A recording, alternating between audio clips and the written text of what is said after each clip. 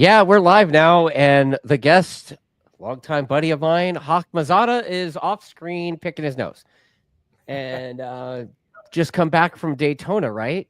Yeah. Yeah. Tell me a little bit about your experience at Daytona. I know it's your first weekend on the new team that you're on. Nice shirt, by the way. So tell me a little about your Daytona experience. I want to hear all the Daytona things. It was good. Daytona's a place in my opinion, you either love it or hate it, typically. It's fast and it's sort of like nowhere else we go.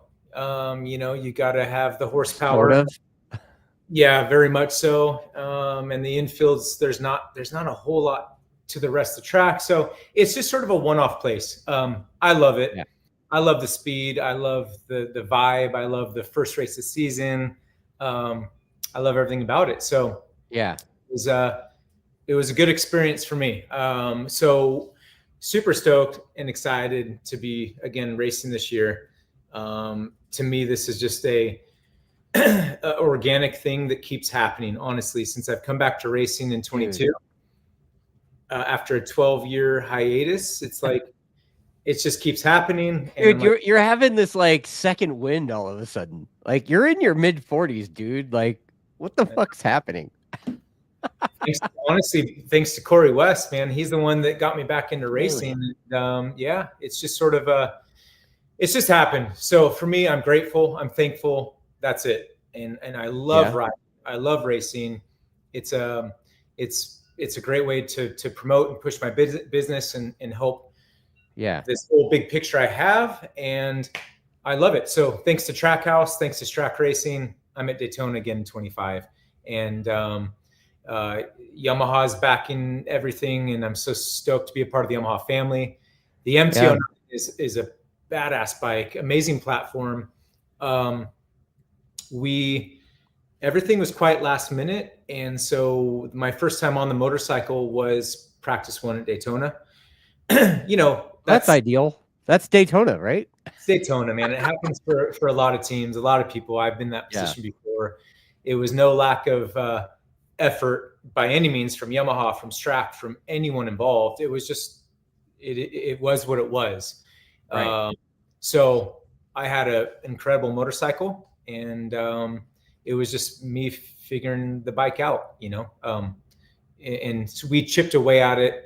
Yeah, it's not overall where I wanted to finish in the races, but the bike is so cool. It's so fun. It's sporty. It's got a lot of potential. Sporty. What defines sporty for me? What does that mean? It feels like a sport bike. It feels so. Last year I was on the Indian, and for the Hooligans, and I've ridden baggers. So I've ridden a lot of not real sport bikes. They're different. They're freaking cool, but they're different. Yeah. This bike feels out of the box for me. Practice one, sporty. It's lightweight. It's flickable. It revs out. Torque to it. It revs out, right? Yeah, correct. So yeah, like we've had a few of those things over the years. I mean, we started with the FZ09 when it first came out. What was that 2013? Long time ago. Yeah. Like I mean, it was like. We roll it out of the truck first thing out of the crate, and it's like first, second, third wheelie. I'm like, okay, this is factory stunt bike stuff. Okay, right? And over the years we've had a few MT09s. I think the last MT09 was a SP. The Olin stuff and the silver swing arm kind of thing, and that's always fun. But man, racing the thing, it's like a whole nother thing, right? Well, I've got. There's an SP in the background. Oh, look at that! Is that your track day? Is that your track day instructor bike now? That's the Bad Mammy Jammy. Or should I say the TrackDaz instructor bike? That's right. I know. I got to get with you. I do. It's true. I know. I got to come to the TrackDaz, but that's thanks to Yamaha and all the help. That's the idea of that bike, and what it starts out as. Honestly. Before Daytona, it sounds silly, but before Daytona, I was stressing a bit. Like I've got to ride this motorcycle and understand somewhat of what it's going to feel like. And yeah, so I was riding that bone stock MT09, where I train, which is a big parking lot. And I set up a cone course. Okay. I was like, all right, you know, this thing's good. It's cool. Yeah. It works. I mean, I didn't touch a thing on it. It's good out of the box. The electronics, all the options. It's crazy. Yeah, it is crazy. It is incredible, a stock bike. So I was excited Yeah. and sort of knew what I had as a package. And then the race bike is. You're like, oh wow, it like it's got springs and valving in the forks. And, oh shit, it's got a shock. Okay. Right? Yeah. I mean the SP, it does have a shock. It's just, stock one. So it's a proper motorcycle, sort of off the showroom floor. So yeah, the Strack bike though for practice one was super confidence inspiring. And we were just sort of like every session playing catch up a little bit, right. Everyone's going so much faster every year in that class. The Harleys they're ripping. I mean, they're year, I think 3 on those bikes. They've done a good job. They're so fast, not complaining or griping at all, but so all in all, it went good. We finished 6th in race 1 and 10th in race 2, which was my mistake. I sort of went bonsai in lap 1 to flying W action. Yeah. I was like yelling at the TV. I was like, "Oh, dude, what?" I know, man. I was pretty bummed. I don't neon yellow boots like this way. Yeah, you can't miss those. I know. Right? I knew what I needed to do, and I had a chat with Pridmore prior to the race, and he's been a big help to me. And it's like you got to slot yourself in that group. You got to get in there. So I sort of just knew I had to do that. If I could get through the infield and be in the middle of that lead group, I could hang on for lap one and then see what happens. And I just missed Schultz. I hit his back tire, my bad, and ran off and was almost last. Came back to 10th, but that was a bummer, man. I blew it. Yeah. Tell me about going 160 plus at Daytona on a naked bike, dude. It's impressive, I mean, the bikes, it's impressive what these motorcycles are doing. And that's it. I mean, all we do is just twist the wrist and tuck flat. It's honestly, it's not much different, man. The last time I raced Daytona beside the bagger was 2010 on a super bike. Yeah. And we were, I know I was 201 mile per hour rear wheel speed. Oh, wow. Ripping, I think it was like 199 front wheel or something like that. But it's not much different, honestly. Like it beats you up a little bit. Your head feels a bit more for sure. My chin, Strack's got this badass gas tank with a gas cap that's like push release. Okay. And we figured out in practice that my chin was hitting it and opening the gas cap. Oh, that's always what you want. So, throwing some gas in there. So point being is that without a windscreen and stuff, you definitely, I feel a little bit more like on the head, but it's nothing crazy at all. You just sit there and twist the wrist, but it's just cool what all these naked bikes are doing it. I think it's just a phenomenal class, really. I think Harley, I don't quote me. I think Corey West's a Harley went 170, I believe. Yeah. Like 170, 171, something like that.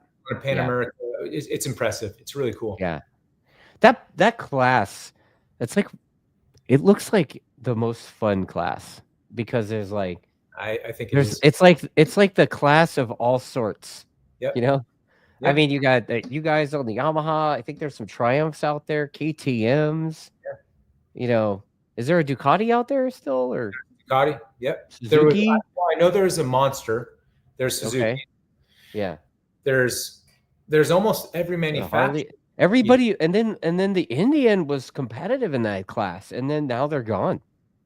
I believe FTR is not continuing production of that bike. Okay. As far as there was Indians on the grid, but factory involvement, I believe, is just because they're not production anymore. So they didn't continue in it, but Every manufacturer almost is on that grid, and the only bike that wasn't there this year at Daytona was the electric bike with Yeah, Stefano. Stefano. Didn't Stefano get hurt at Daytona last year, like in October or something? I don't know. I heard he had a big one. Okay, You know, I'm not sure. I But don't know the he's a badass specifics, rider, and but that I didn't bike. see Stefano at Daytona. Did you? No, I didn't. Yeah. No. I mean, from the comfort of my couch at home. Right. You didn't go to Daytona? I didn't see him, but hopefully he's all good. I mean, he's an incredible rider, cool dude, and that electric bike was something. It was there. He was up there, you know. So yeah, it's just cool to see what that class has turned into. And the biggest thing, in my opinion, is as both a racer and a guy who was in your position, like as far as being at home watching, but a few years ago. You want competitive racing and a lot of manufacturers involved, right?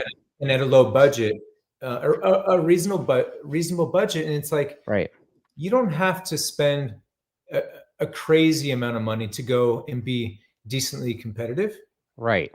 And there's no traction control and crazy electronics, and it's sort of old school. To me, it reminds me of like the old school superbike days, you know.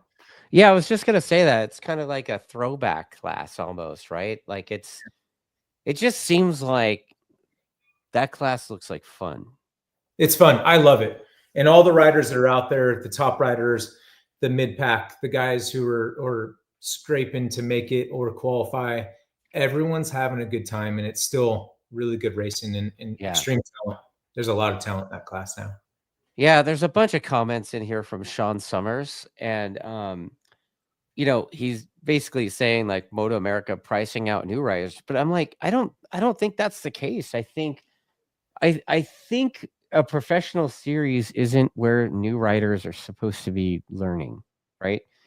Like I think once you make it to the professional series, you should be well prepared to be a national guy. It's a professional series. It's not your local club weekend, right? Yeah, I mean, I agree with that, in that you have to have the cream of the crop. It should be hard. It should be hard, right? It should be hard to qualify. Yeah. It should be hard every single session to meet your goal, because it's the best. And whether it's NASCAR, open wheel car racing, right? It doesn't matter, right? This is the best of road racing, Supercross. I mean, man, that's the best, and that's what keeps it special and unique and what it is. No, I agree. I mean, there was I want to say 50 plus entries in the Hooligan class. And qualifying, there was maybe 30-ish. I don't remember. Right. So, like, unfortunately, there's a lot of riders that put that effort, put the money, and go home. But that's the top level, right? Yeah. And that's Supercross. And that's just how it is. Not that I'm like, that's a bummer, but more encouragement to those riders to keep showing up, keep doing it, and you'll get there, but that's how it is. This is the top level. MotoAmerica has got a great platform, and this is the best of the best. Well, I mean, we've kind of talked about it before, right? About how a few, up till a couple years ago, like it was like the bucket list thing, where it's like, people are doing superbike and other super sport and whatever, just to scratch it off their bucket list. And you know what, a national professional series shouldn't be easy enough to where Joe Club Racer can come and qualify and expect to do okay. Like you should be able to, like, remember back in the day at Willow, right? Like you'd be like a top 5 guy at Willow, and you'd go, and if you qualified, you'd barely make the grid, right? True. I remember hearing all the, oh, I'm on the bubble. Yeah. It was very competitive. That's right. No, I agree. I mean, and Sean, what's up, dude? Love you, man. But hey, this is top level. If people are, and this is not to get into it too much, but this is, in my opinion, something sort of the times. It's a very soft world these days. I deal with it with my business, with seeing all types of students. Yeah. And I have to adapt. But if you want to go be a professional racer, we are not going to help hone the futures, the kids, because that's got to be a focus. That's one of my focuses. We're not going to help them by being soft, and everyone gets a damn trophy. And I have kids, and oh yeah, dude. Preach my on, dude. No, get into it, man. Let's do it. In baseball, in basketball, I've been the coach, and I've sat back and been the parent, and it's BS. Oh, yeah. Good job. Everyone gets a trophy. That's not life. Yeah.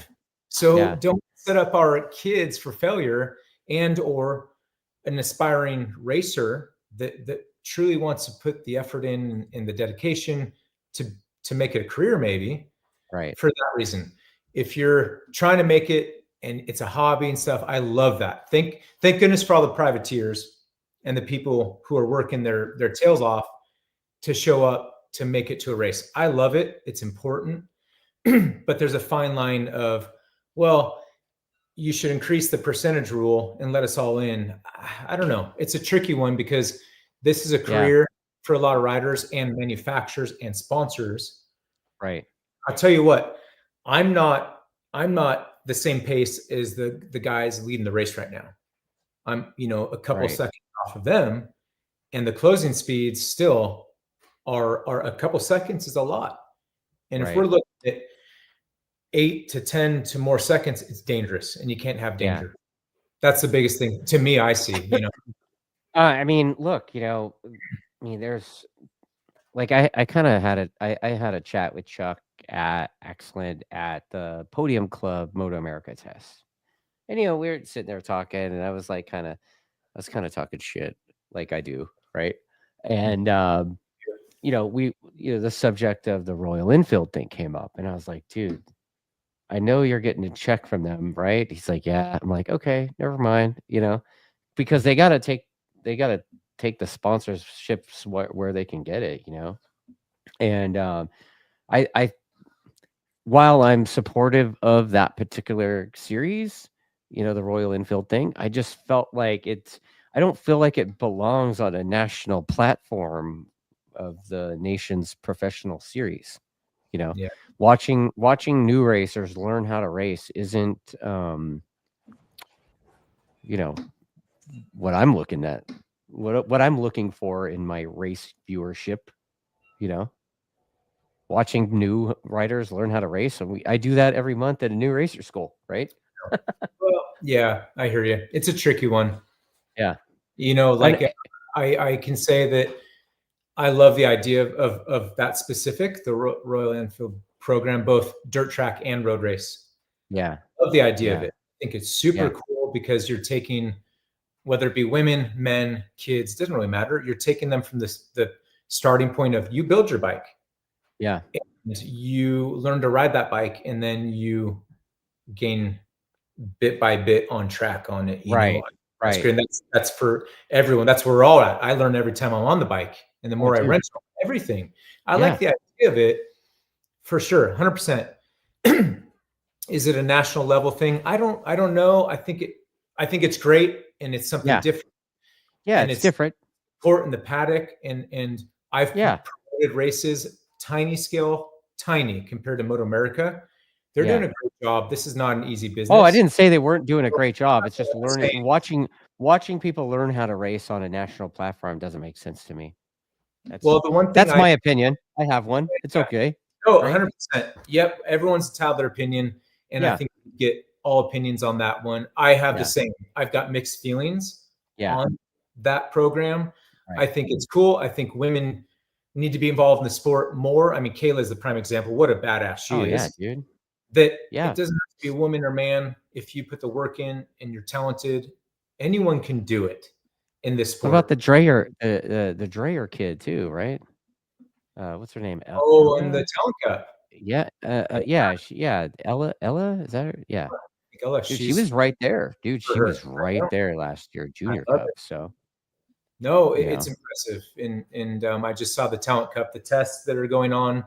I think she was up there with yeah, Paris on her team, and it's yeah, all good stuff. You know, the Talent yeah, Cup is. I know there's always going to be, when I'm learning more that I'm in this again, and with the dang internet these days, there's always going to be people that want to. I guess human nature maybe is to be more pessimistic. I don't get it. Personally, I think that the futures are so important, whether it be racing or education, but our kids are our yeah, future. right. And MotoAmerica's come up with another, let's try this. And I think it's great. The I Talent mean, Cup, look, it's an equal. I mean, those are those Kramer things, right? Uh-huh. So it's a little different than the production, Ninja 400 thing. But, But what do you think? Have you seen the bike up close? I Are saw it you at Coda last year. okay? I've just seen it up close, and Yeah, the Kramer has a great reputation.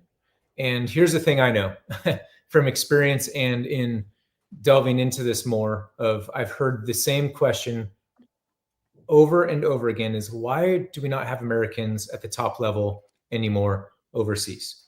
right, Really, since our guys, the Nicky Haydens, the John Hopkins, right. Colin Ben Edwards, the Spies. Roberts, Ben Spies, our guys, why are they not there? Well, there's a lot of answers to that, and I'm not going to even go detailed, but Don't have to give us the cliff notes.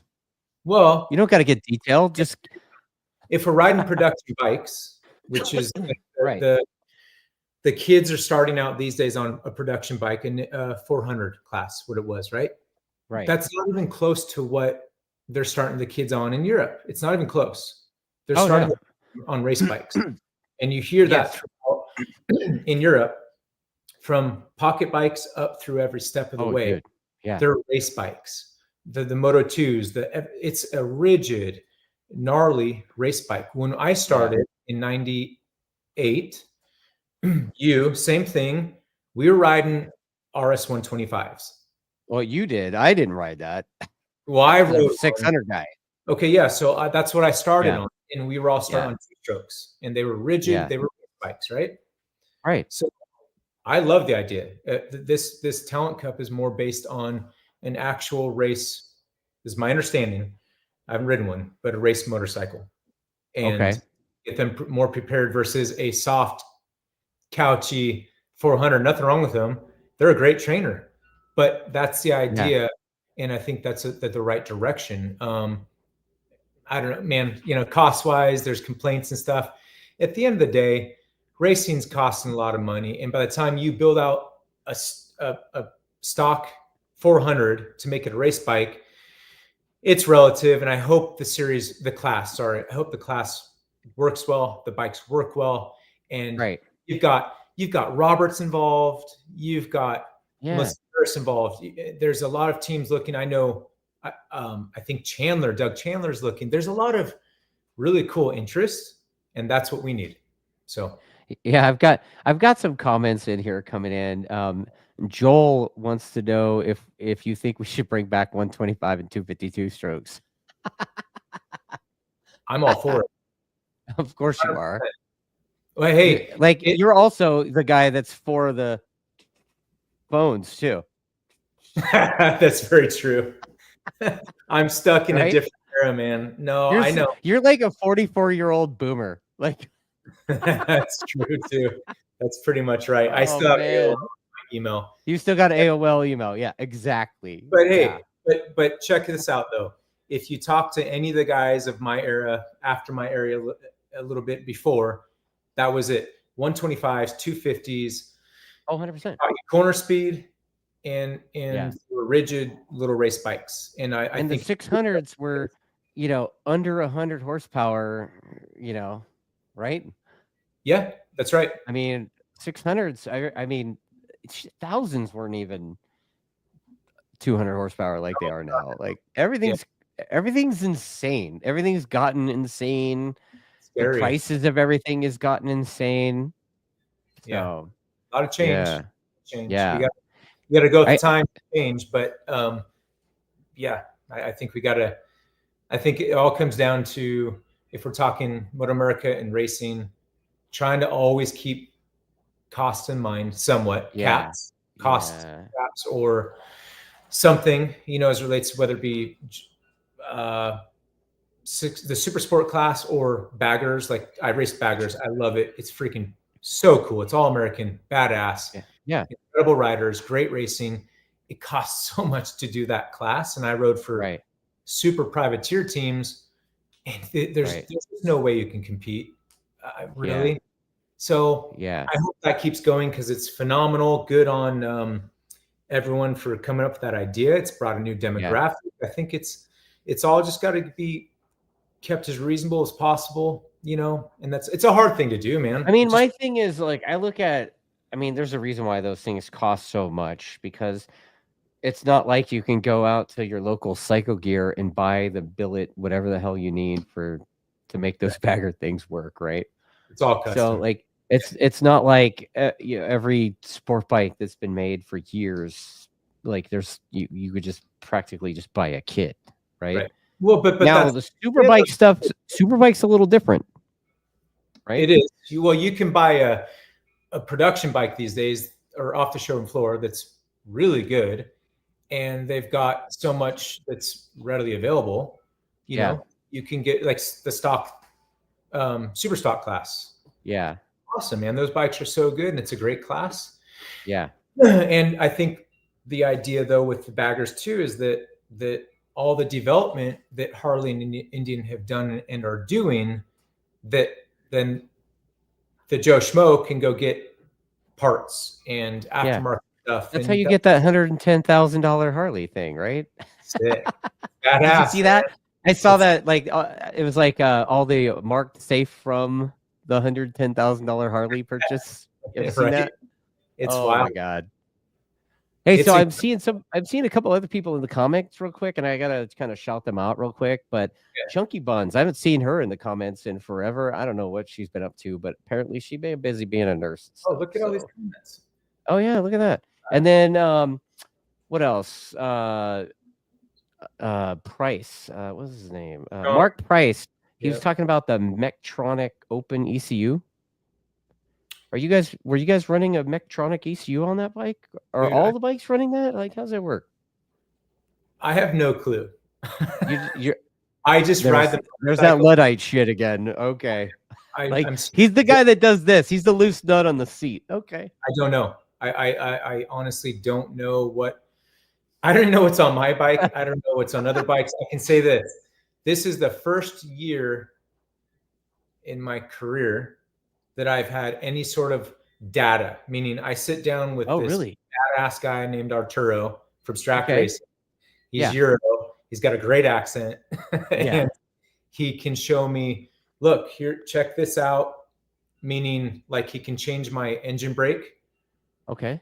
More or less. And there's not much to it, but I can actually see some stuff, which is it's unbelievable, man. I'm like a dinosaur with it. You didn't have data on the Jordan bike, dude?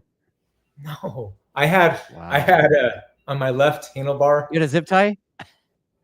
Oh yeah, I had zip ties, of course. Zip tie on the fork tube? No, I had a dial from negative, call it 10 to positive 10. And it was Bazaz traction control. Okay. So throughout the race, I'd, tire would go off and I'd go burp, and it would kick in and pop, pop, pop, pop. It was awesome. Wow. A little different than now, but I don't know, to answer your question on that. I'm not sure, but it's still, as far as I know, what I rode in the previous years and this year, it's still pretty much in the wrist, man. It's pretty old school, Well, that's suitable for that Hooligan class. I mean, right? It's the Hooligans, super Hooligans. It should be. It should be a bunch of goons controlling stuff with the wrist, right? The guys up front, it doesn't matter who it is. No one's got some crazy electronics. No, they're trying to keep it pretty basic, even to the degree of, we're talking like, my bike was naked at Daytona, but there was like a little something, like it was stickers covering the side of the radiator, and it's like, ooh, what's that? They want things to be naked bike, keep it old school. I've Yeah. got motocross bars. I mean, basic. I love it. It's great. Yeah. You know, it's Like a set, throw on a set of Rentals and one of those square number plates, and you're dialed. Yeah, you can't have any sort of arrow, man, up on the front. That's awesome. Like last year we had a little bit of a tapered bent number plate. This year it's flat. They're keeping it basic, which is great. That's how it should be. I think it's really cool. They're doing a good job between Roland Sands and the guys running it in Teague and MotoAmerica. I think they're doing a pretty good job keeping it balanced. The Harleys they're freaking fast, but again, I don't know. They've done their work. My fellow Yamaha rider, Dom Doyle, was up there with the boys. Good on him. Speed wise, I think is down a bit, but Daytona is a one-off, you know. So yeah, I mean, so when's your next round on that thing? Atlanta. Oh, you go to Road Atlanta. Okay. Yeah. Looking forward to seeing you there. And how many rounds you have? Because MotoAmerica splits it up, and yeah, we only the Hooligans only have 5 doubleheaders, so 10 races, 5 rounds. Okay. Daytona, Atlanta, the Ridge, Laguna, Ohio. Okay.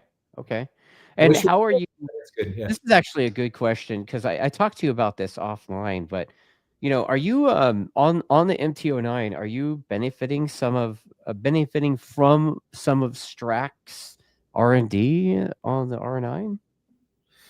No, I mean, here's the thing. The R9 is just an unknown as far as I know. For me personally, the R9 is like, well, I know for a fact there is such limited availability on parts, the bikes, the information. So for me, I know nothing about the R9 program at all. Okay. I do. I mean, of course, the bike is similar in ways, right? We've got the same. The engine, right? Yeah, the engine, the swing arm. We swap over. Chassis different, but I don't know. I mean, I think the ultimate goal is that a lot could transfer over data wise from the MTO or the MT09 R9 and from Skoltz and Davis and myself, and we can help each other, but we're not there yet. I mean, it's just not. Yeah, it was so early, right? Everything's so late. I know they've been out and tested the R9 a few times now, and the things are looking pretty dangerous. Like the bike, and you saw World Supersport, right? The thing came out and popped one right out of the gate, right? So yeah, that says a lot. I think it's popped the W. It's going to be a really good motorcycle, and I know with our program with Blake and Maddie on those bikes, they're so talented, and the team is so good that they're going to be pretty strong this year, I think. And and that comes from the top, man. Like that Peter Strack dude is super intense, and you can tell he's into it. Like he really genuinely wants to win. Like it's awesome. They are. Hey man, I've been in and out of this industry for a lot of years, and I'm a super competitive guy. Anything I do, I'm going to do it the best I can. I'm going to win, or I'm going to make money. I'm going to that's how I was raised. I want to do it. I've not always had that in my career. I've had some sketchy equipment, some shitty teams. I've ridden a lot of stuff that is dangerous, and at my age, I don't want that anymore. I mean, it's come to the point of myself and my wife, it's like risk versus gain. And this was it for me. I'm like, I'm done. And I've had this opportunity this year with Trackhouse and with Strack now. I'm like, this is the best of the best. Yeah, like it's incredible, dude, to show up. And between Peter and Jess, she's dude, she runs the show too, man. Like, oh, I'll tell you what, it's so high and tight, and every crew member does their job. They're quiet, they're sharp, they're arranged. It's great energy. They're having fun, and it makes it for me like I feel spoiled of I get to just ride the motorcycle and not be stressed out of what's going to fall off. Is it safe? And I'm really blessed. Yeah, they're incredible. They're awesome. So when's the next time you get to ride on any track? Well, You coming out to Buttonwillow this weekend, bro? Dude, I know. I know a guy. I need to make it happen. Besides my stock MT09 to go teach with you and a couple other track day outfits. Yeah. Or in a parking lot to go train Atlanta. I'm Okay. super fortunate. Again, first time in my whole career after Daytona, I flew home for one day, got to be with the family, get some work done, and I flew out to Alabama, and I got to test for 2 days at Little Talladega. Oh, you went to Little Tally. Yeah, okay. Man. So I got 2 days. I hear things. It was awesome. I've never had that. So I just got to spin a lot of laps, get used to the motorcycle. So that was what I needed. I'll tell you what, man, it was a trip. That track for me and sort of other riders was like nowhere I've ridden. I got stuck from 3/4 of the way through day one to the end of day two at the same lap time. Yeah. The same pace. And I had Dave Anthony there helping me, who's a badass. He's very educated guy as a racer and a mechanic. We tried a lot. And no matter what changes I made, extremes, it wasn't like, oh man, it's extreme good or extreme bad. It was big, and I was very frustrated from like me as myself as a rider. But a lot of that was to this track surface, and it's a short track. But I point being, I learned a lot, and I finally broke my lap time. Do I need to get out my excuse book here? Yeah. I got some good ones in here. I've been saving up. I got one in the drawer, and that was in it. Dude, I'm serious. No excuses. I was so frustrated, but I broke that barrier in my last session, and I'm saying is that it taught me a lot, and I'm so stoked I got this seat time I did. And getting to ride a little bit with Skoltz and Davis, and it was good, man. It was so beneficial. I don't get seat time often, so that was cool. So are you doing like on your home course, I guess you could say? Are you doing like, I don't want to call it the Rich Oliver program, but you get what I'm saying. Like, go out there and doing your turn track or whatever it is. Yep.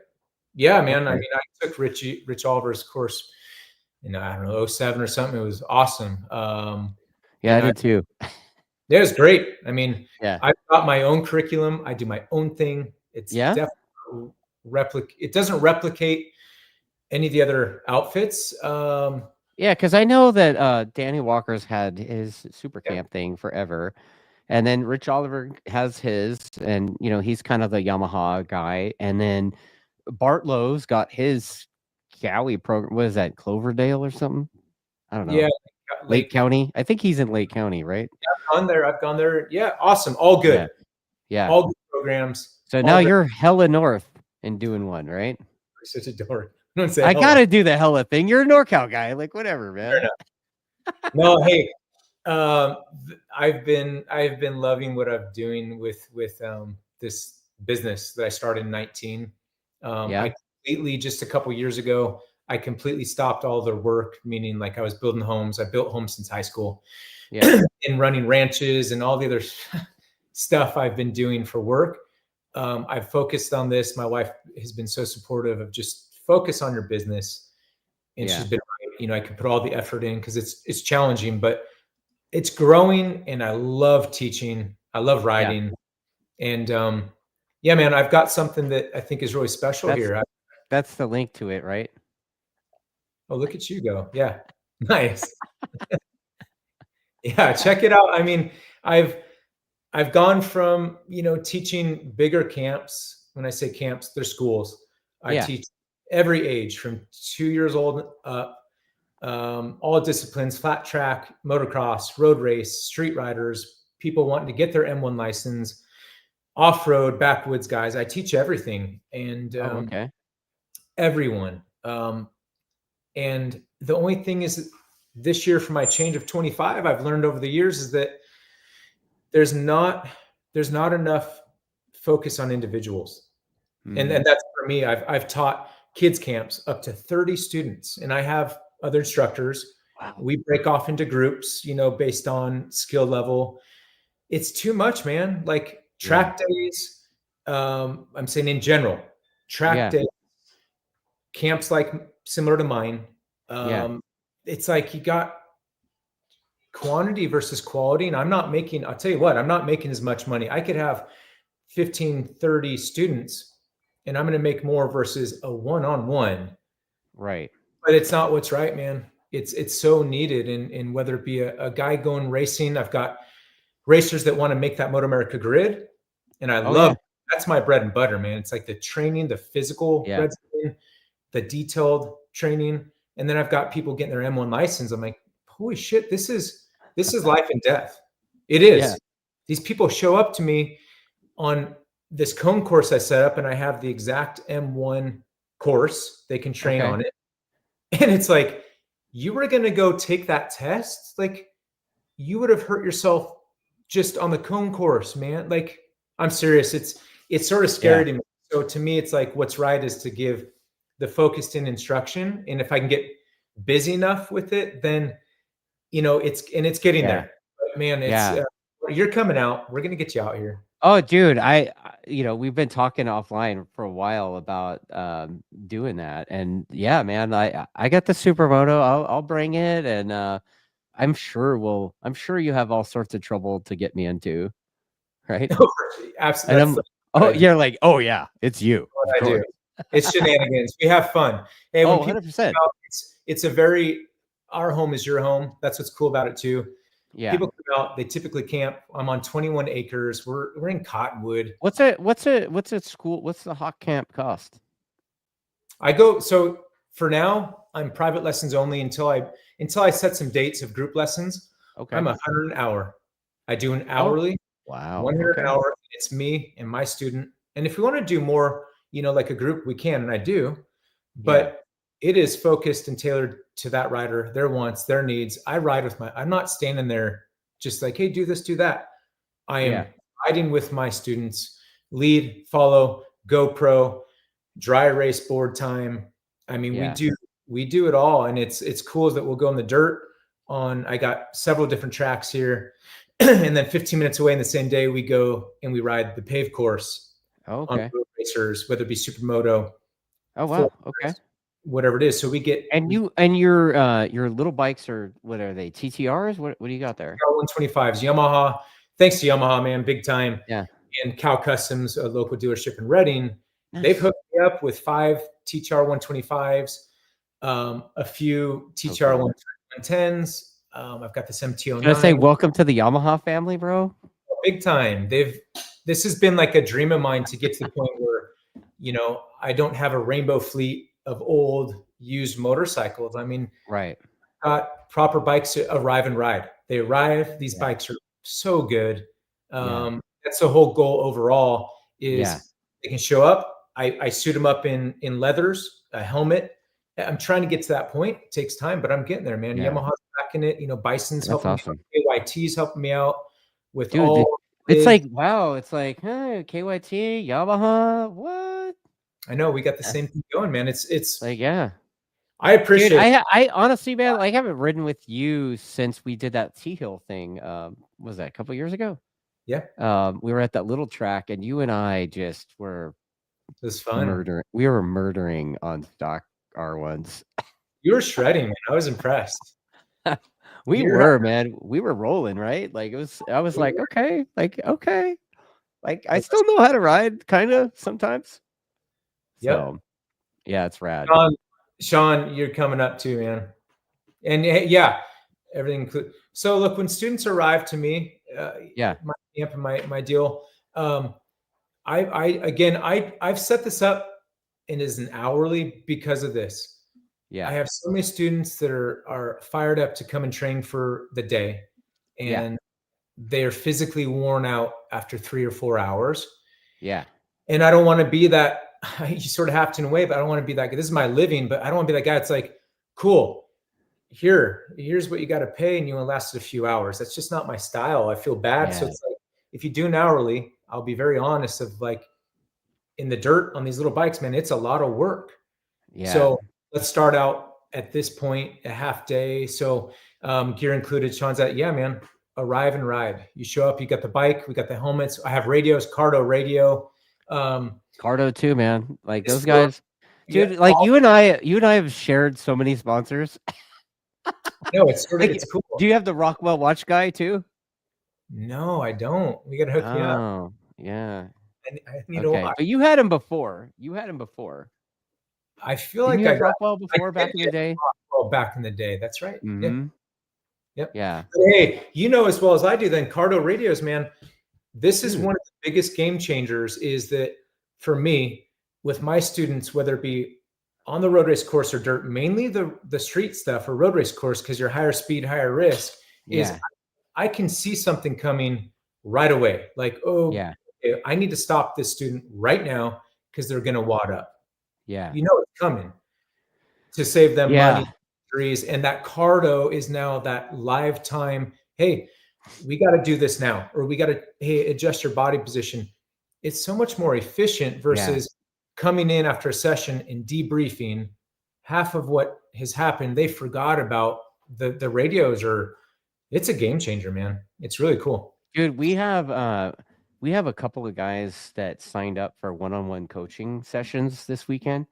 And you know, Sean's in the comments, and dude, you know, Sean's job is to like make sure those things are charged up and connected, right? So, you know, I think when we do our little one-on-one session with the student this weekend, we're gonna Cardo up too, so we can give the guy live, you know, like, hey. But then again, like I'm kind of toying with it because like I don't like squawking in my head when I'm 100 mile an hour. Yeah. Yeah, so, as a rider or for me as an instructor, it doesn't matter to me at all. I just want my students to be comfortable, and you know, it's cool. Honestly, I have had students that they talk the whole time, and riders like MotoAmerica level. I won't mention names. It's hilarious. He's one of my boys, but it's like he's laughing. He's like, "Oh, I lost the rear there." I'm like, "Oh my god." It's super interesting that some riders are talking the whole time. You know. Yeah. Some are dead silent. You don't talk when you're racing? No, the only thing I'll mention here and there is I cuss. I say my. Oh, me too. Yeah. God damn, Mazzotta. I get pissed. Yeah. That's about it. You yell at yourself when you're riding?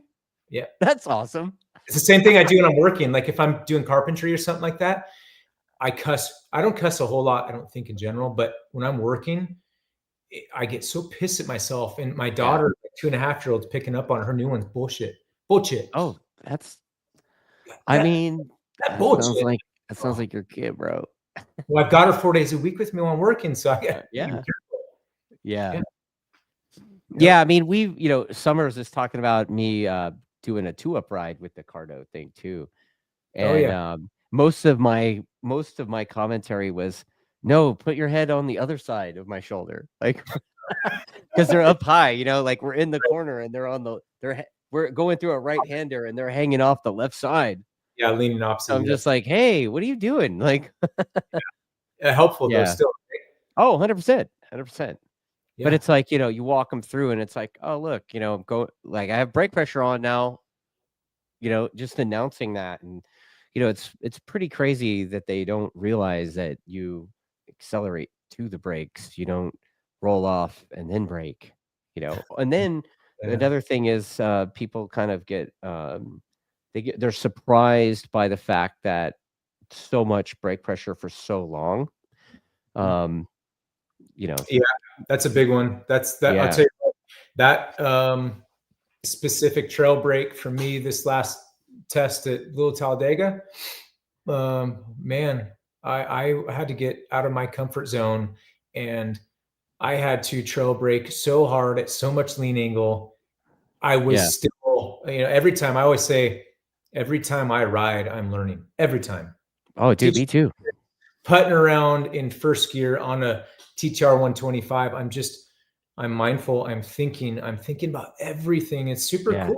Right? I have that special thing because it's my job. I get to always be learning, and that was one of the things. Though you mentioned it, the trail braking. There's so much to it, man. There's so much. It's so cool, and that's what's neat about our sport. There's more than one way to skin a cat too. So like one of the biggest things right there, okay, is that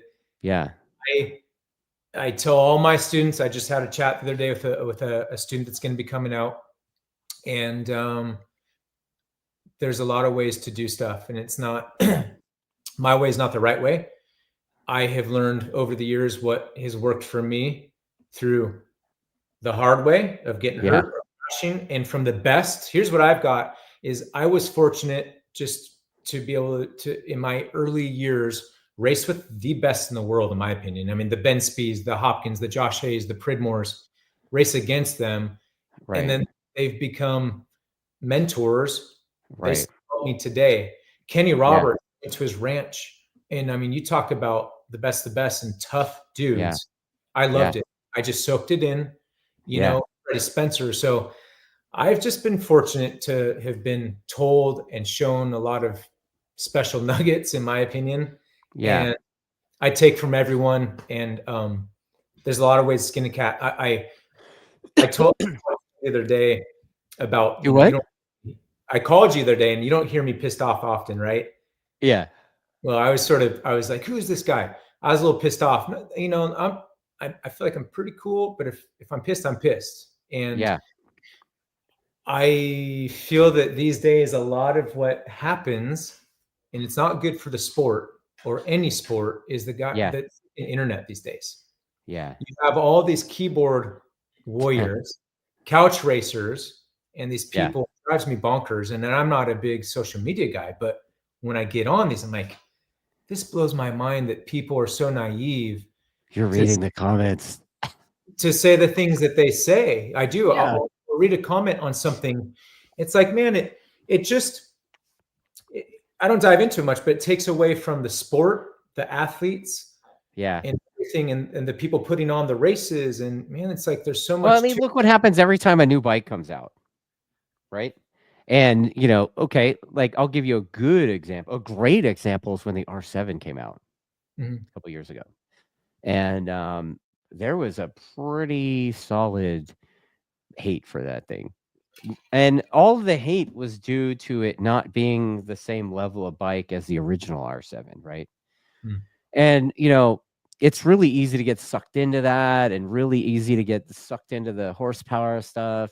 And I was like, man, you know, it looks all right, but then I don't know. And then the Yamaha guys brought one out to Laguna for me, and they're like, go ride this thing. And I was like, I don't know, man. You know, and I go out there, go into turn 2, pancake side on the side, dude. I'm just like, okay, this thing actually works all right, you know?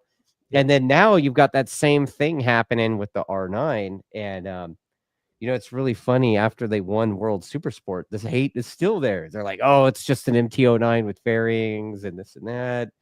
And I'm like, well, that MT09 with fairings just won its first World Supersport race. So, and then like the hate's kind of dialing back. And I read something today that made me laugh, and I had to make note of it for you. But the guy said something to the effect of, oh yeah, well, triples are the wave of the future. Like, what, dude? Like, what are you talking about, dude? Like, Triumph's had a triple forever. Yamaha made them before, and they're just making them again. And they've been making them for like almost 15 years.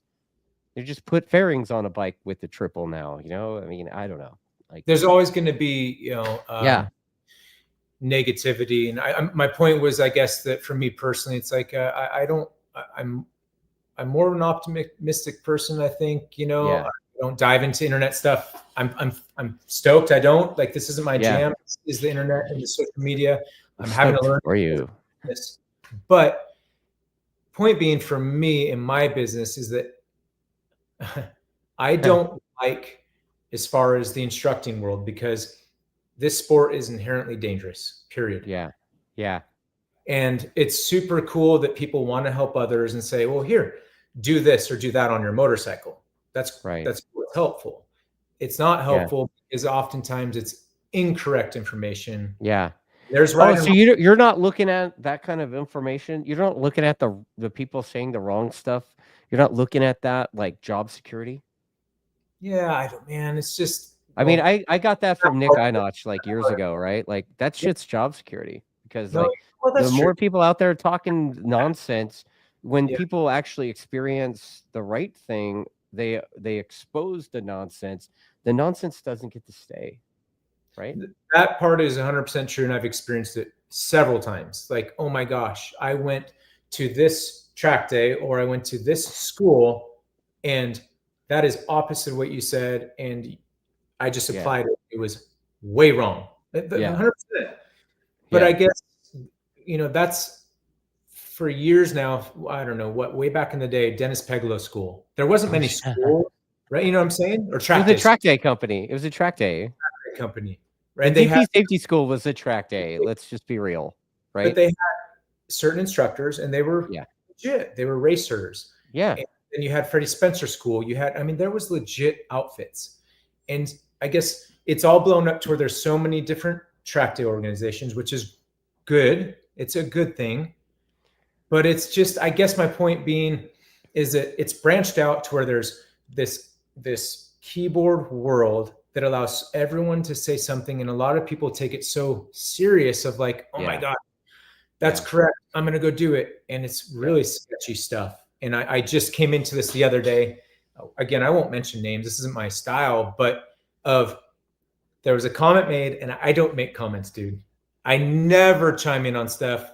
I don't usually look at them, or it's not my thing. I don't get involved in stuff. But there was a comment made about instructors like myself, instructors or private lessons, or guys charging $100 an hour for lessons. That's crazy. I was like, oh, well, I'm going to pipe up to that one because that's what I charge. And I know my value. I know my value. And I've been the thing is, you know your value, but you're also building something from nothing. And you're you have this weird thing where you don't want to feel like somebody's ripped off. Well, no, it's just like I know these guys are getting paid like $1,500 to do one-on-one at a track day. Like if those guys are getting paid that are pretty freaking badass, I would think, and they're worth it. I know the value. Yeah. And I whether it's here's the thing, I just had this talk recently when seeing this comment. It's like, I've been a carpenter, I've been in the trades, I do plumbing, I do you name it in the trades, I do it. I do have equipment operation. Oh yeah, thanks for letting me know what the equipment's called, by the way. Appreciate that. Yeah, no problem, dude. Yeah, it's an excavator or a front loader, not a bulldozer. Yeah, a driver. You're an operator. Dude, I'm an IT guy, bro. Like, what do you mean? Like, I loved it. But my point being, it's like, are you going to hire someone to come work on your home these days? Yeah. Or in the trades, or a mechanic at a dealership for less than $100 an hour?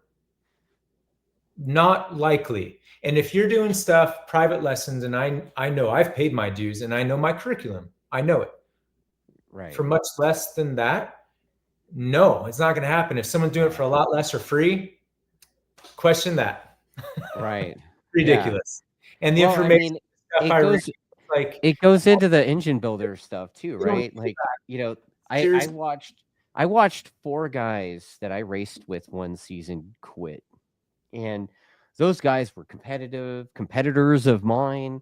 But they went to another guy to save money, right? So, when you build an engine at Attack, they don't take EBT, you know what I mean? Yep. So, yeah.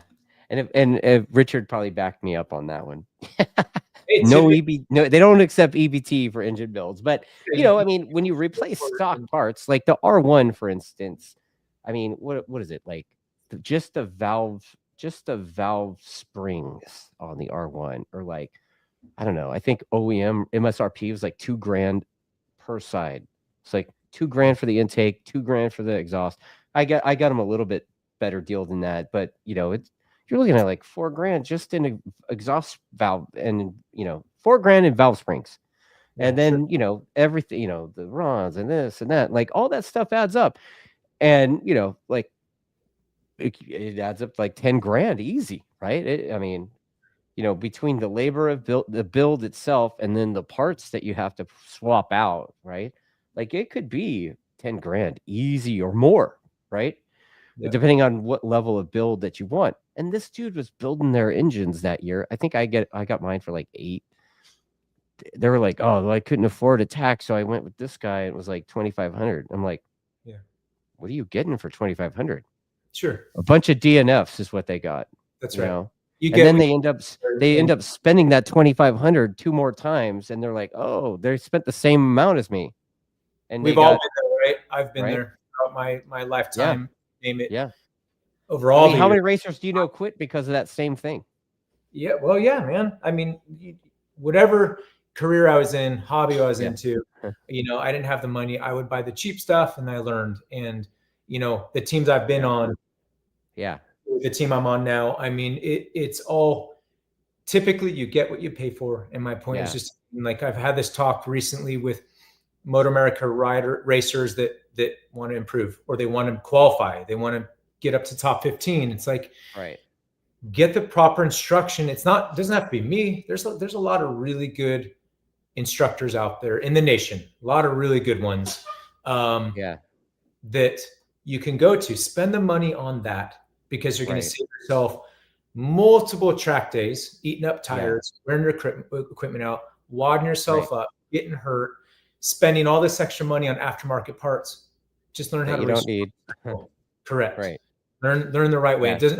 It doesn't have to be my way at all, but that's And my and you know what? I'll just lay it out for you, man. Like, I had a guy tell me this a million years ago. I don't know if I can give Richard credit for this one, but it's something I've been saying for years. I don't remember who said it. It might even have been Curtis Adams, but he basically said, cheap shit is still shit.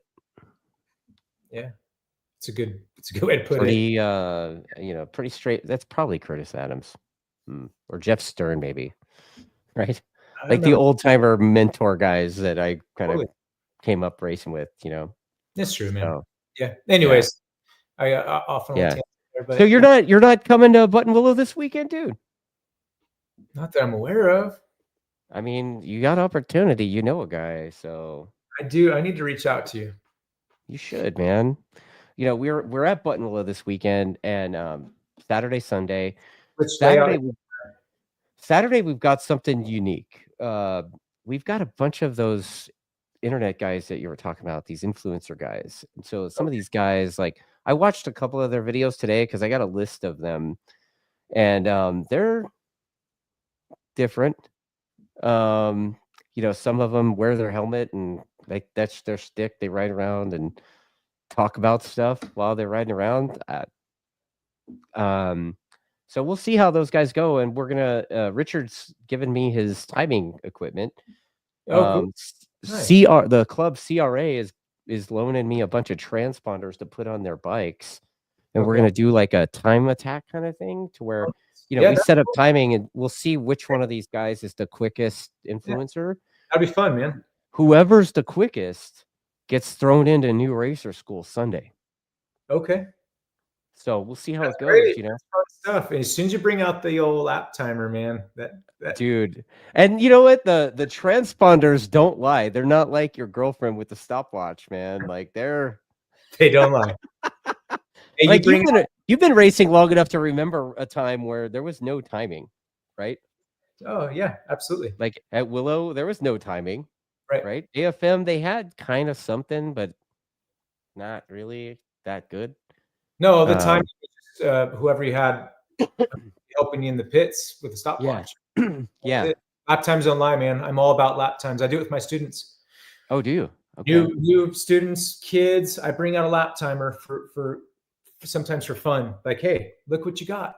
Let's on this and let's show the change. Like, whoa. Yeah. And it just brings up that level. It's fun. Yeah. Yeah, so that's I'm curious how that's gonna go. I think it's gonna go pretty well. I mean, we have a full weekend pretty much, so bunch of Pirelli tires for sale this weekend, so that should be cool. I guess we'll see how it goes.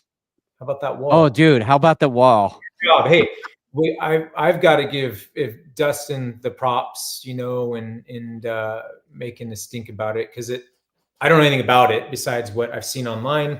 Yeah. And when there's these freaking tracks that are built, new tracks, and they put a wall that is so dangerous, it's frustrating. So good job for you. And I mean, look, man. I don't want to take all the credit. I mean, the thing is, like, the sport needed that track to open. Awesome. We've we've done some stuff where we've run out of, like, the tracks are always busy, right? They're not going to grow. Like, Buttonwillow had gotten to the point where they couldn't grow anymore, right? Because every week, damn near every day of the week at the old track was taken. Right. And, after 5 years plus of nonsense, they finally were able to open the thing, and we get there, and, it was like a couple months before, like maybe a couple months before the end of the year, I went out there, rode my bicycle, and I was like, what happened? Where'd this wall come from? And there was a few other walls there, but that one was the most egregious one, I think. And you know what, man? Like, I went to work, started making phone calls, ended up getting John Ulrich involved with the Road Racing World Action Fund. So we got a bunch of air fence out there deployed from those guys. That's great. And truthfully, what's really cool is, like, all the air fence that was in turn one, we're going to redeploy that somewhere else. So no longer need the one in turn one. If you saw the video, like, I helped tear it down in the what I call what I mistakenly referred to as a bulldozer. You were so funny, dude. Like, you were the first one that said something, and I sent it to you before I published it. And since then, man, like, yeah, like, I was called a ding dong because I didn't know. I'm like, dude, how am I supposed to know that, dude? Like, no, I just have to give you some shit. You're like, oh man, that dozer, I get to drive it. I'm like, oh, you're like, first of all, you don't drive, you operate. Freaking excavator, dude. I love you. It's great. It was hilarious, though, dude. It was so easy. It was like a remote controlled toy. Oh, it's sick. Yeah, they're amazing. Super cool. Yeah. No, it's awesome, man. We've got another place to ride now, and it's needed. So Max Wrist is in the comments. Max is one of those influencer dudes that's coming out this weekend, and he says he crashed twice today. He probably needs lessons, but he's coming to go fast this weekend. Dude, he's running one of those, like, 2025 Ducati V4 things, and the bike is an absolute missile. Like, the dude is like, it's like he's not even pointed in the right direction. I was following him at the last event. He wasn't even pointed the right way, and he sticks the thing, and it's just like, see ya. Like, dude, you got to wait till it's pointed the right direction first. Dang, so man. Funny. Well, Max, so come on, funny. Let's get some lessons. Yeah, dude. Yeah. So Max, like, hit up Hawk Mazzotta's moto camp, dude. Maybe he could work with you there. But I'm sure. Here's the plan. Let's talk about real quick what we're doing. So yeah, what are we gonna do? What do you got planned for me? You're coming up. I'm gonna treat you like I treat any other racer student. Okay. As I would expect, nothing less. We're gonna do, what do you think? 2 days? 2, 3, whatever, man. Whatever you got. How much do I have to train before I go? Well, you're cycling pretty hardcore, man. You got some lungs on you, I think, right? Yeah, I mean, yeah. You got some legs on you. Legs, yeah. So I'd say let's work on your core. Okay. Oh, you're calling me fat now. Okay, I got it. I got it. Okay, okay. Got it. No, let's work on the core, and let's work those hip flexors. Let's work on your flexibility, because these mini bikes, man, you're gonna get the old hip flexor. The hip flexor, yeah. Yep. Okay. No, I think a few days. It'll be fun, man. We're gonna do the full-blown deal. We wake up early. We have a cup of coffee. We talk about the plan for the day. We set our goals. We always set goals. We do a little locomotion yoga flow, which is yoga it's hard. It's really hard. The excuse book. Maybe keep it on you just in case. Yeah. Bring your little yoga spandex. Okay. Oh, okay. Yeah. No, man, we'll do a few hours in the dirt on the flat tracks. I've got like a miniature, I call it like a miniature Rossi Ranch. It's a road race track on the dirt. It's so good. And we do some stretching, and then we go out and do the road race stuff, and we come back, barbecue. We'll do some cold plunges. Okay. Do you shoot stuff? Yeah, we shoot. We do. I like to do some cool different stuff, man. Just okay. Like me, what racing and riding motorcycles is all balanced. So I do just things that are different. I mean, like we'll do a really hard 10-minute moto, get you worked up, get the heart rate going, get the lungs going, get your eyes all spun out, and then we get off directly into shooting. It's a little 22 rifle, but we shoot on a target, so you got to breathe, you got to calm down. Opposite. Okay. And we'll do typically, I don't have it up yet, but like tightrope. We'll learn like tightrope walking. Tightrope walking. Yeah, man, it's all balance. Okay. I'm kind of down to try whatever you got, man. It's and I'm looking forward to you beating me up. We'll beat I'm gonna have to like fly home. Get torn up, man. It's all fun. We barbecue, we have fun. You know, Right no, it's a good time. The whole thing here. It's like it's on our home, it's on our property. It's That's cool. very like our home is your home. You know, people came out. Man. Yeah, we'll have a fire pit and barbecue and that's cool. Fun, man. Very intimate. Yep. Yeah, like when I go up that direction, you know, because I don't go hella north very often. So hella north. So like I gotta hit up Fernando, you know, from the race team, and you know, but you have a lot of stuff going on. What's up with your boy Tyler O'Hara, man? Yeah, so dude, I was telling you offline. I was like, dude, I was supposed to do something with that guy, and then like he was like, yeah. We talked, everything was cool, and then Tyler's awesome. It was cool timing because you know, I've really had to focus on the kids since I started this business in 2018. Yeah. I've got kids. I love kids. There's such a need for kids, whether it be racing, hobbies, kids that are going down a rough road. I'm in a low income area, and I've got a lot of kids who have rough households that they need outlet. So kids have been my jam for years. I've been in the trenches working with the kids. So it was really cool timing that Tyler's like, hey, here's what I want to do. I want to build this road race thing up for the kids where we are in America. And I've been on board with that. You know, that's been my goal and direction with you know, MotoAmerica and what they're doing. John Hopkins and Tyler's like, hey, I was like, dude, let's go. So Tyler's got the vision. He's a obviously badass racer, a good dude. He's a hard worker. So we've combined and collaborated because he's only 3 hours from me to start this. So we had to cancel it, reschedule it, but the Mini Cup qualifier at Sonoma was supposed to have happened. Yeah, weather. We had crappy weather. We still have crappy weather, which is all good. We've rescheduled for July 19th and 20th. I gotta check my schedule on that. Yeah, I'd love to have you, man. It's gonna be. You know what? I think it's the coolest part about that program, and I know that's kind of like in junction with Hopper's deal, right? With Avali. So Hopper said some shit to me, bro, and it was so good. He was like, he said his goal was to make it so. And he points at Christian Daniel and he goes, so kids like that don't have to move to Spain. Like that is so huge. Like if that comes to fruition here in the States, I mean, it's not something that's going to happen overnight. It's going to happen. It'll happen. It has to. The sport has no choice, right?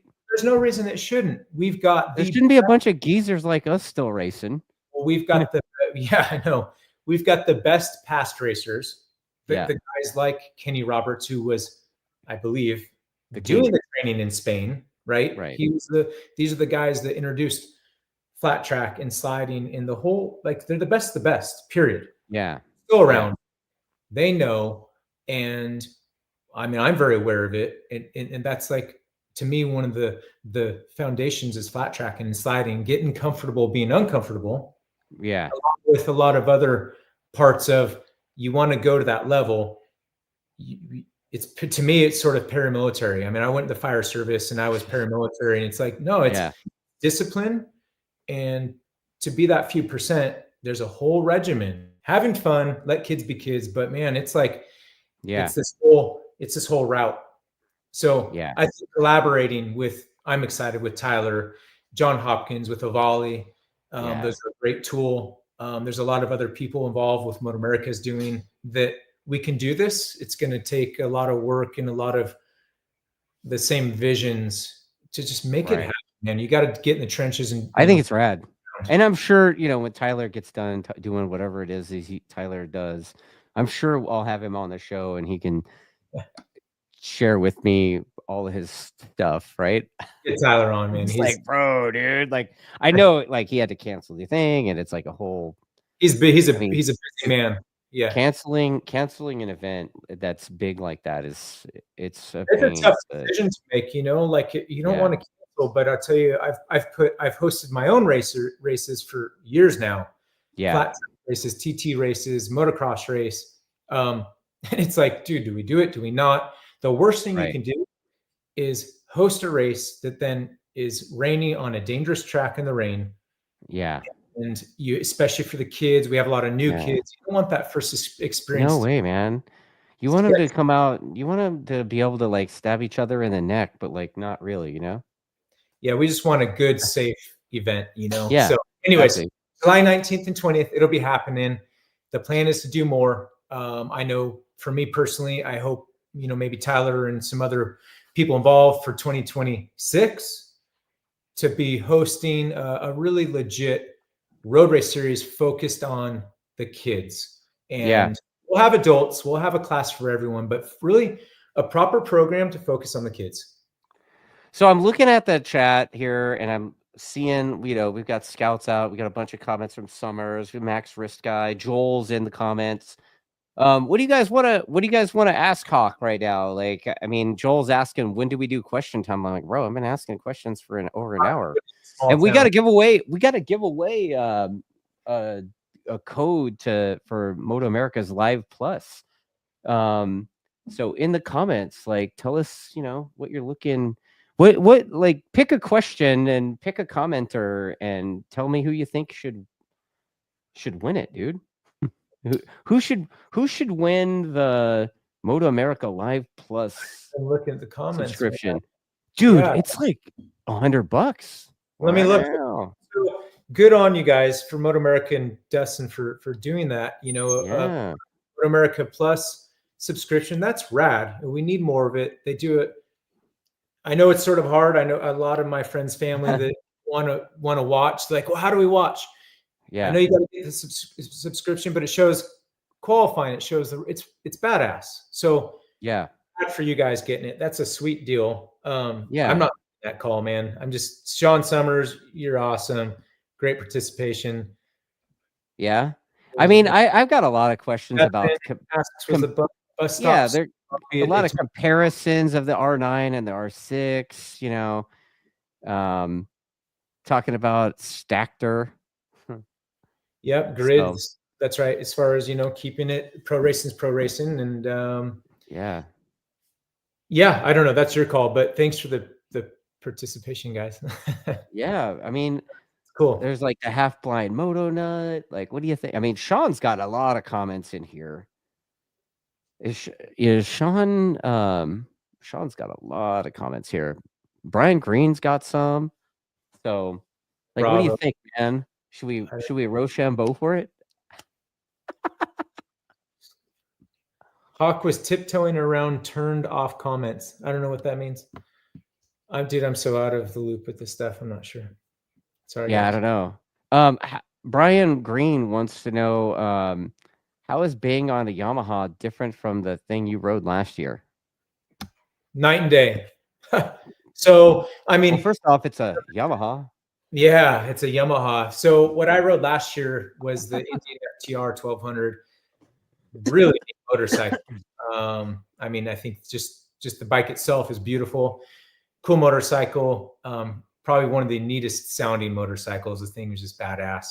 But if you just look at an Indian FTR off the showroom floor compared to a Yamaha MT09 off the showroom floor, it is night and day. One is a really neat looking cruiser motorcycle, hooliganish, and one is more of a sport, right? So that in itself. So what it took to make that Indian really competitive compared to the MT09 and the team I'm riding for, it's just night and day. I didn't have the proper setup last year. I didn't have the proper bike, the proper team, period.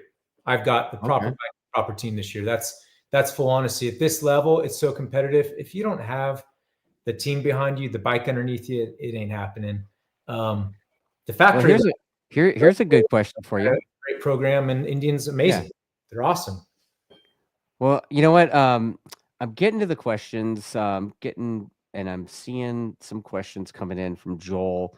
I'm just going to show his comment here, and like, who did you race in a road race that you were surprised how good they were? Let's see. I'll just try to think of this weekend, Daytona, because it's recent. Well, here's one. Yeah. Here's a good one, because I stopped racing in 2010. I came back in 2022 on a freaking bagger. So right. Ridiculous, right? And I showed up and I raced Sonoma on a bagger that was like, it was just wild. And I had Corey West, I had Ben Bostrom, I had, like talent out there. I was like, what am I doing? Yeah. So what was cool for me is that I showed up on a new motorcycle, new team. Everything was so new. These bikes were big, they're heavy, especially the one I rode. It was not developed. Yeah. Patricia Fernandez. When I first, because I just showed up, right? These bikes are intimidating. They're freaking huge. And I was quite blown away what it took to ride these things. And I was up towards the front. I was top 3. I figured it out quick. But I was quite impressed at that track. That's, to me, the most demanding track in the nation.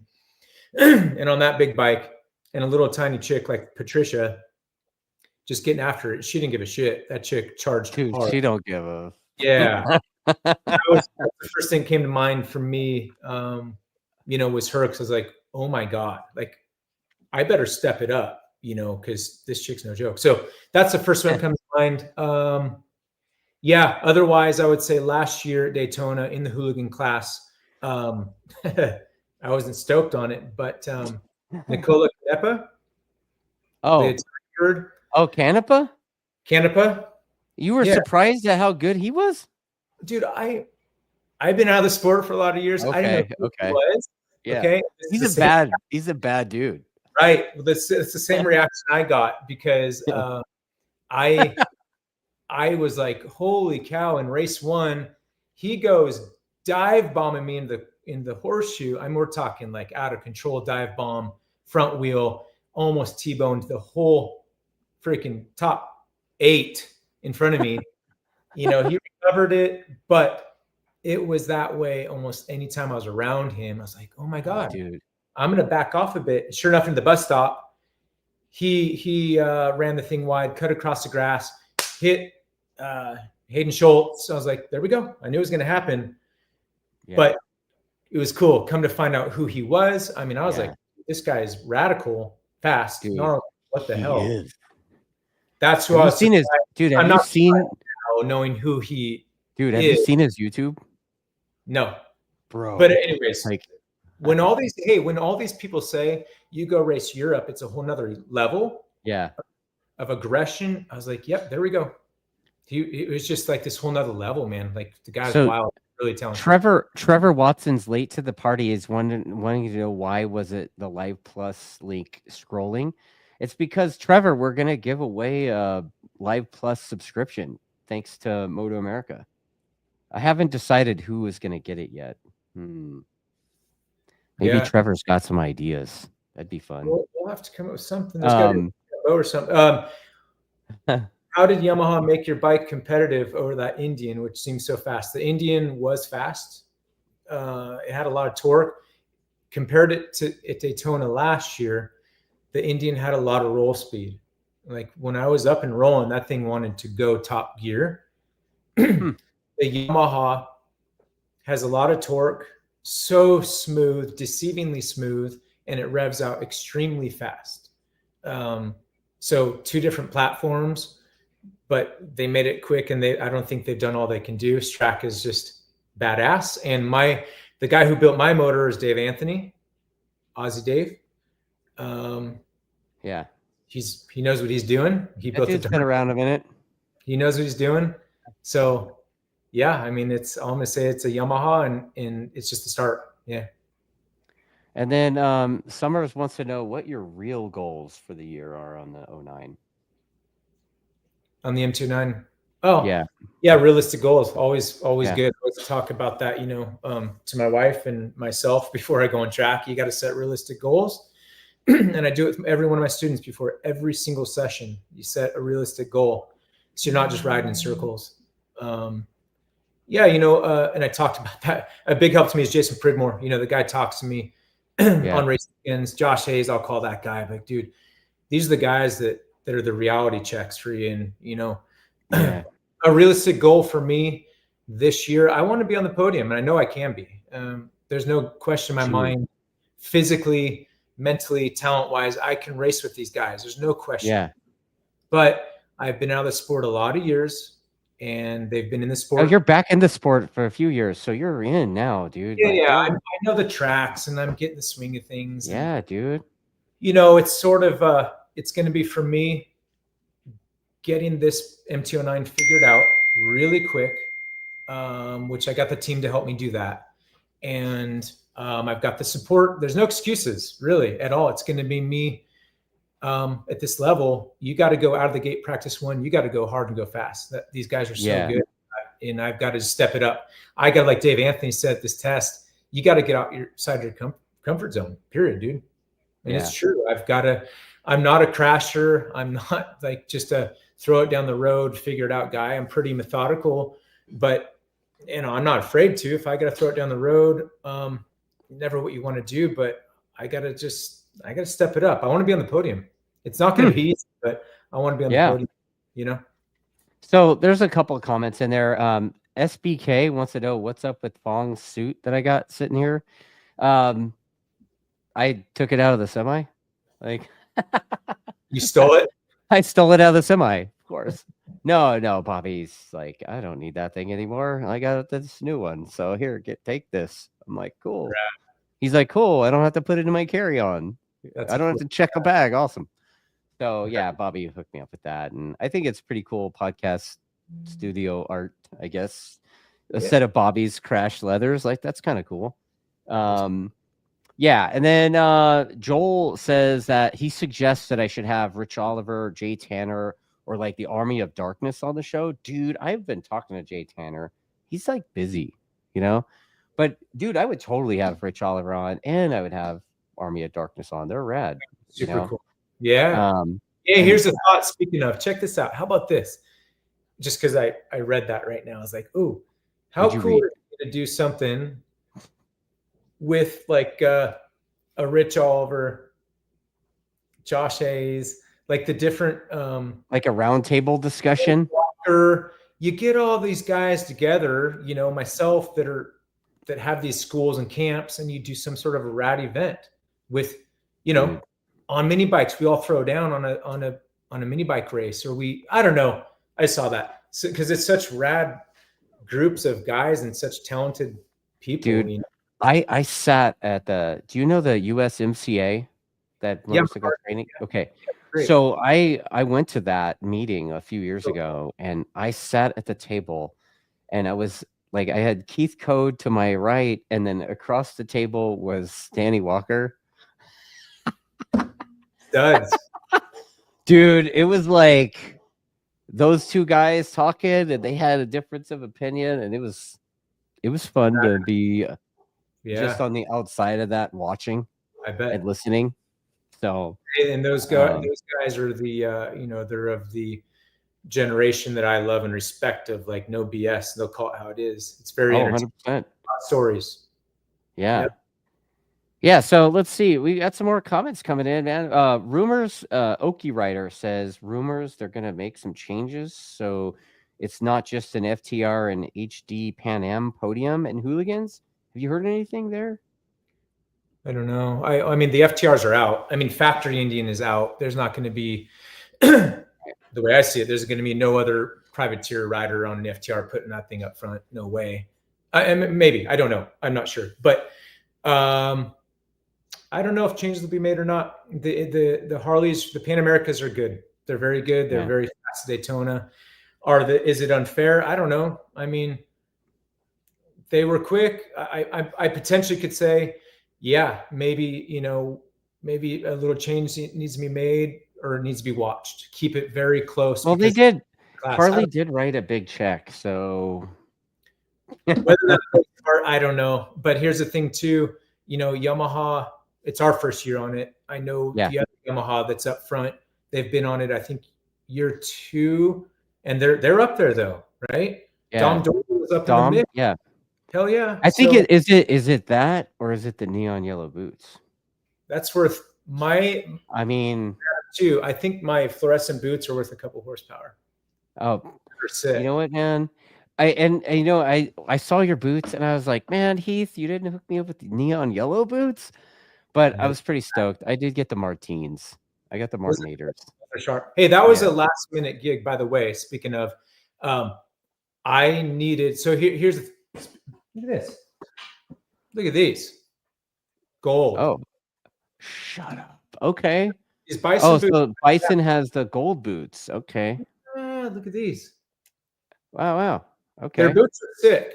I had these, but they were sort of last minute, and I've got a ankle transplant, a cadaver ankle. Like it is bad. So I'm really particular about my boots, and it was last minute. So I needed a pair of boots for Daytona, and so thanks to Josh Baird, 210 Speed Labs, they've got a badass shop. They do all the tuning.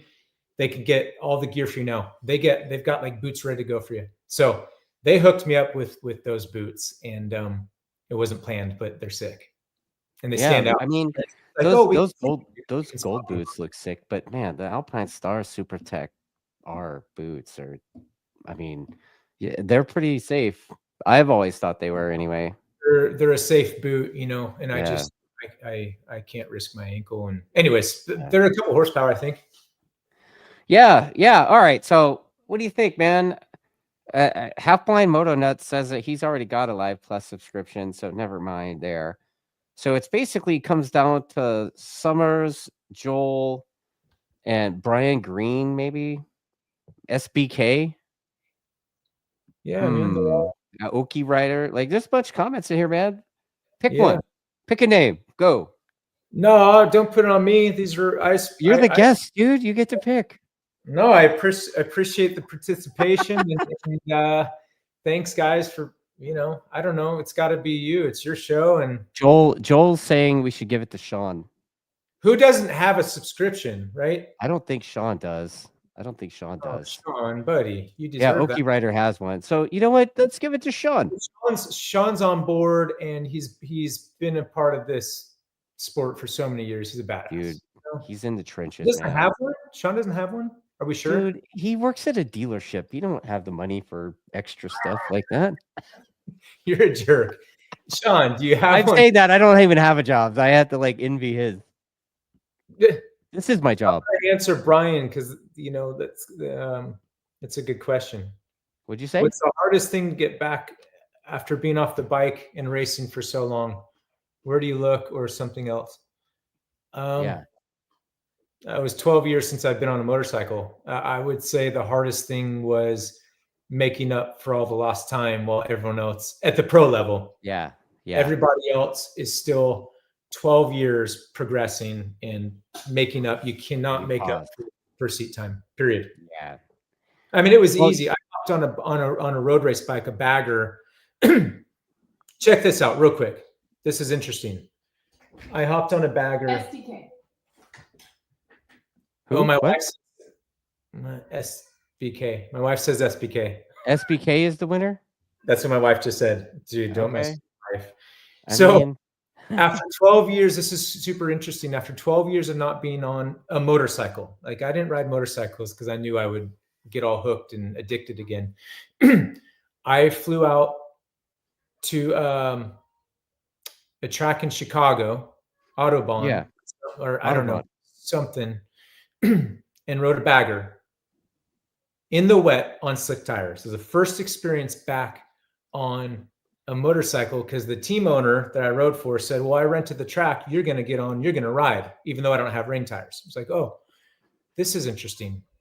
So point being, answering the question, it wasn't like the speed eyes up, body position. It was nothing. I adapted back to everything so fast. It was just to try to catch up to all these guys that are so talented and so fast has been challenging.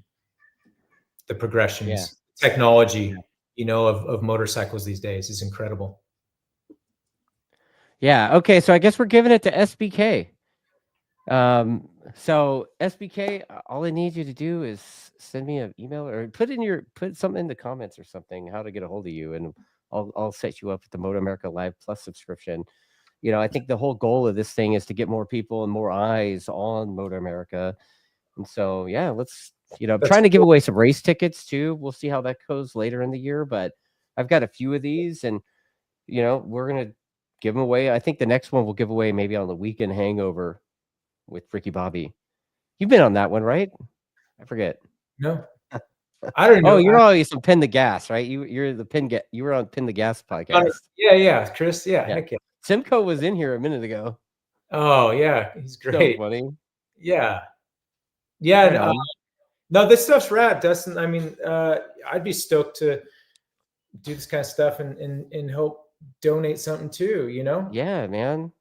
Yeah, we'll do something later, but yeah. So SBK, hit me up, Dustin at TrackDaz.com, and I'll get you sorted out, and with your code for the Live Plus subscription. And you know what, man, the comments are still coming in. Who was the first guest on the Weekend Hangover? That's a good question. I'm guessing he's saying that because it's probably him. Is. Anyway, yeah, I don't have any MotoGP tickets, man. Calm down, dude. I have cable in Cottonwood. I know we're super oaky here in Cottonwood, but I do have cable. You have cable. Oh, look at that. I don't have cable. You got one of them. You got one of them satellite dishes. Check this out. All right. No. You guys love this. No, I don't. I have Starlink. My wife got it. I don't know how to do this stuff. This is what I have. I'm dead serious. Okay. You see it? He's got the RCA bunny ears. Yeah. Nice. Nice. That's like I said with the rotary phone. I have a rotary phone. So hey, it's party line. The party line phones. Yeah, they're so sick. It's red. It's like Ferrari red. It's like the shutdown when people come out here. Although I'll be honest, like geographically speaking, my location is not the best for business. I'm a little. You're basically in South Oregon, right? No, I'm not. Dude, I'm 2 hours north of Sacramento. It's not that bad. Oh, so you're in Redding. I'm in Redding, and Redding's got flights. Every race I fly to in the nation this year, I fly to Redding. It's legit. Okay. We're on the map. Redding is on the map. But what's cool about it is I've had people come out. They're like, man, it's a ways out. They've come from south, north, across the country. What they like about it is it's honestly sort of a shutdown. It's a sort of a country ranch experience, and that's what it is. Phones get put away, sort of. We've got the because there ain't no signal. No, we actually do have service. I got service, so you can do business, you can talk to your lady and all that. But hey, we've got the Cottonwood Creek in the back. We go down the creek. Okay, it's pretty beautiful, man. It's like a shutdown. It's old school. We're surrounded, like we're riding the track, and we're surrounded by cattle and hay. Hey. Cool. No, wow. It is what it is. It's like an episode of Yellowstone, but in NorCal. Yeah, but real. Kind of, right? Yeah, man. Well, Hawk, dude, it's been fun, man. It's been a fun chat. Thanks for having me. And SBK, hit me up, dude. Yeah. And, hey, Sean, I feel bad. Sean, I gotta hook Sean up. You're gonna hook Sean up? Yeah, dude. I mean, like he's a dude, I hooked him up with he's already hooked up, bro. Hook Sean up with something. I got a helmet in the trailer for him. Oh, that's sick. Okay, that's great. Yeah, okay. Should I say KYT helmet? By the way, too. KYT. I got to make it to track day. I'm going to try to make it. Man. I got to make it to your events this year. I know. Dude, call in sick, man. I'll write you a note, dude. Come on out this weekend. Okay. You got the bike right behind you. I could see it. I Oh, I know, I do. It's I she's even have a set of. I'll loan you a set of leathers if you need. well, Bobby.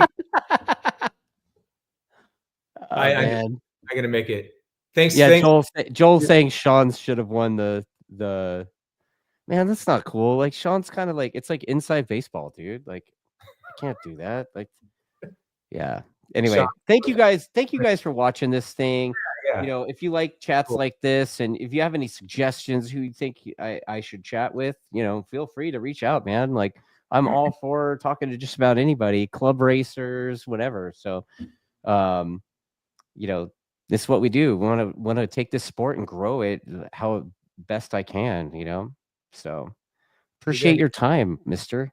And thanks. I guess I should also be thanking your wife for putting up with this crap for an hour and 40 minutes. She's a big supporter, man. She loves the sport. She loves what I do. She's supporting me, you know, doing this for a living, and she's watching. That's what she puts her head in here. That's cool. She's on board, man. Yeah, no. Right on. When you come up, it's a full family deal. Dude, Please, I'm gonna have to train and starve myself forever until I go there. You got to set a date. You got to start training a little bit. It'll definitely be a lot of fun, man. You're going to be. Yeah, I'm looking forward to it, man. We'll do a full film of it. We'll get a 100%. Film of it and put it out there, and it'll be. Do you know how to swim, Dustin? Well, I did do the Malibu triathlon. Oh, you're good then. Okay, just making sure. Yeah, we'll get swimming in there. I mean, it was like a million years ago, and my arms don't quite work as well as they used to. But yeah, I know how to swim. Throw your Speedo in your bag, then. Dude. I'm not wearing a Speedo. It's not happening. You sure? That is a visual that nobody wants to see.